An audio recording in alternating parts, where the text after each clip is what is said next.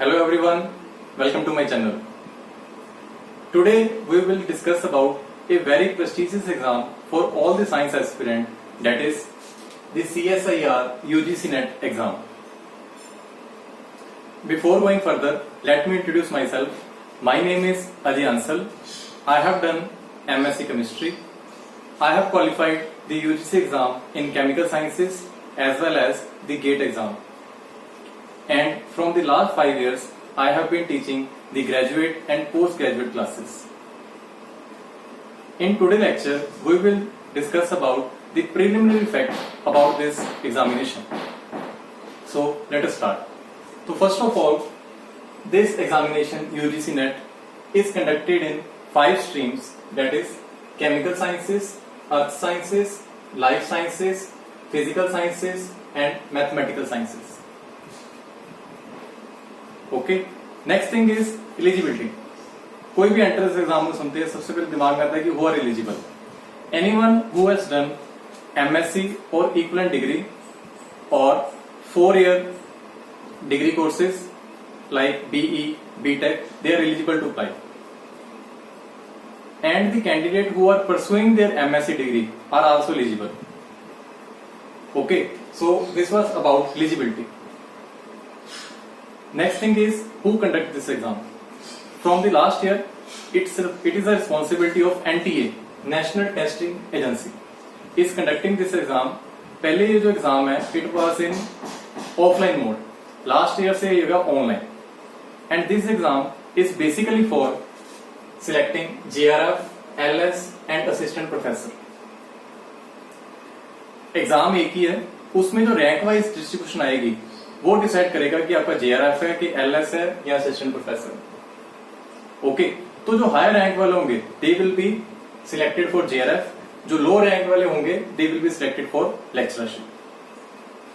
JRF का क्या मतलब है? JRF means junior research fellowship. अगर मान लो कोई कैंडिडेट एमएससी कर रहा है, उसने यूजीसी का टेस्ट क्रैक किया and he has got rank in JRF, it means he is eligible for doing PhD in any of the recognized institute with fellowship. जो ये वाला टेस्ट जो स्टूडेंट क्रैक करता है यूजीसी उसको फेलोशिप ऑफर करती है, which is nearly 31,000 per month for first 2 years and 35,000 per month for the next 3 years at present.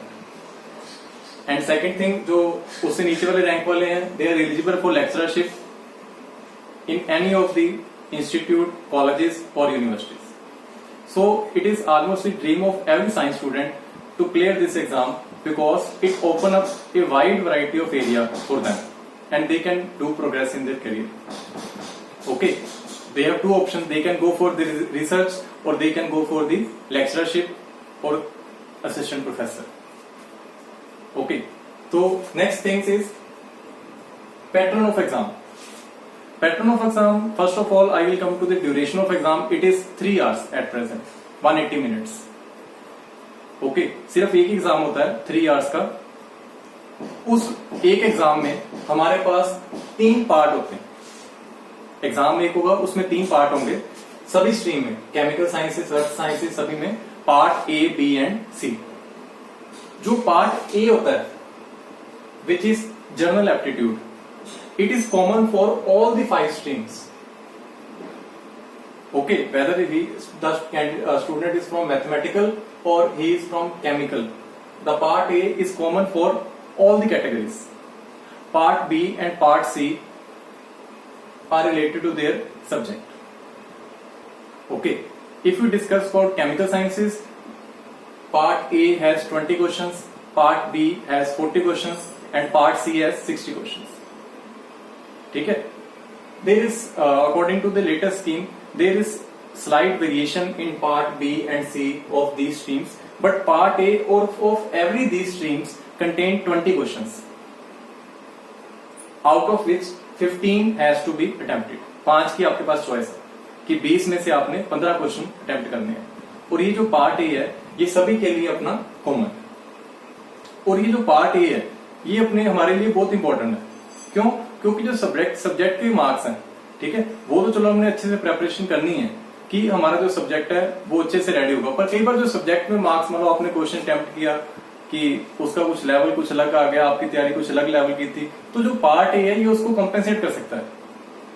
और अगर आप पार्ट ए को इतना अच्छे से रेडी करते हो कि आपका जो पार्ट ए है इट कैरीज 20 क्वेश्चंस, जिसमें से आपने 15 करने हैं, और हर एक क्वेश्चन जो है वो 2 मार्क्स का है, तो it means it carries 30 marks. इस 30 मार्क्स में अगर आप 20 to 25 मार्क्स स्कोर करते हो तो आपकी जो टेस्ट क्लियर करने की प्रोबेबिलिटी है, जो चांसेस है, वो बहुत इंक्रीज हो जाते हैं। Because the cut off for all this is approximately around 100 और 110। ठीक है, टोटल जो मार्क्स होते हैं टेस्ट के इट इज ऑफ 200 मार्क्स। अगर हम सिंपल वे में बात करें, उस 200 मार्क्स में 30 मार्क्स का जो है वो पार्ट ए है, which is called general aptitude. Okay, so I am making this lecture series regarding this part A, general aptitude, which is common to all these streams. Okay, तो part A का वैसे तो general aptitude उन्होंने नाम लिखा हुआ है, जो यूजीसी CSIR ने अपनी साइट पे इसका सिलेबस मेंशन किया है। उन्होंने क्या लिखा है कि part A will be general aptitude type, it will be having the logical reasoning, graphical analysis, analytical reasoning, numerical ability, series formation, puzzle, quantitative comparison, etcetera, note that etcetera. It means it is continuously going on. So ये जो part A है, normally क्या होता है कि अगर हम part A की बात करें, जो बैंकिंग वगैरह की प्रेपरेशन करते हैं सारे, बैंकिंग की, एसएससी की, उसमें जो रीजनिंग है और इस वाले पार्ट ए की जो रीजनिंग है कुछ कुछ आपस में मिलती है। बट क्योंकि जो इसका जो अगर इस हमारा जो यूजीसी CSIR टेस्ट है, इसका अगर आप बैकग्राउंड देखो तो it is for science student, तो इसमें ये जो मैथमेटिकल रीजनिंग है, ओके, और जो एनालिटिकल रीजनिंग है, क्वांटिटेटिव कंपैरिजन है, इसमें जो साइंस बैकग्राउंड है वो बहुत इंपॉर्टेंट है।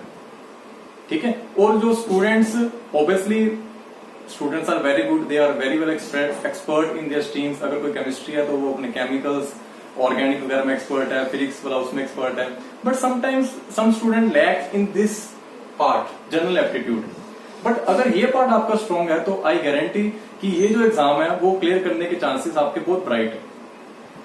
ठीक है, तो पार्ट ए का ये जो पार्ट पोर्शन है, ठीक है, इसको हमने अच्छे से प्रिपेयर करना है। अगर हमने इस टेस्ट को क्वालिफाई करना हमारा ड्रीम है तो part A is very important. बहुत सारे स्टूडेंट क्या मिस्टेक करते हैं, वो अपना सब्जेक्ट तो बहुत अच्छे से तैयार करते हैं but they neglect the part A. और बहुत सारे स्टूडेंट्स, कई लास्ट ईयर से मैं देख रहा हूं, जब मैंने भी टेस्ट दिया था 2014 और 16 के राउंड, 2 बार मैंने ये क्वालिफाई किया, तो उसमें मैंने क्या देखा कि जो मेरे साथ टेस्ट देने गए थे, first of all they go for subject, कि सब्जेक्ट के क्वेश्चन करते हैं। पार्ट ए का क्या है, 3 घंटे का पेपर है कि 2.5 घंटे में हम वो करेंगे सब्जेक्ट वाला, लास्ट आधे घंटे में हम ये देख लेंगे, जितने होंगे उतने कराएंगे। No, that is not the attitude. What I have done कि जो पार्ट ए है, when you start the exam, part A सबसे पहले आ रहा है, your mind is really fresh, you should attempt all the reasoning question at the start, and you have done lot of practice. अगर जितनी आप practice करोगे reasoning के questions की, उतना ही आपको एग्जाम में बेनिफिट होगा। अगर हम ये सोच के चले जाएं कि हमारा सब्जेक्ट तो तैयार है, रीजनिंग के क्वेश्चन उधर जाके ट्राई कर लेंगे, तो कुछ नहीं होने वाला। ये जो पार्ट ए है, इसकी हमने रेगुलर प्रेपरेशन करनी है विद प्रॉपर प्रैक्टिस, तो आपको एग्जाम में कोई दिक्कत नहीं आएगी। ठीक है, तो सेम चीज जो है वो गेट 2021, गेट का एग्जाम जो कैंडिडेट यूजीसी के लिए प्रिपेयर होते हैं, सेम क्वालिफिकेशन उधर रिक्वायर्ड है गेट के लिए। तो गेट के एग्जाम में 100 मार्क्स का गेट होता है, गेट का एग्जाम है, उसमें भी जनरल एप्टीट्यूड पार्ट है, उसमें इसके 15 नंबर है। जो यूजीसी का टेस्ट है उसमें टोटल इसके 30 मार्क्स होते हैं, 15 क्वेश्चन आते हैं, हर एक क्वेश्चन 2 मार्क्स का, 30 मार्क्स का पार्ट ए है। जो गेट वाला पेपर है उसमें 15 मार्क्स का जनरल एप्टीट्यूड पार्ट है। ऑलमोस्ट दोनों का सिलेबस सेम ही है।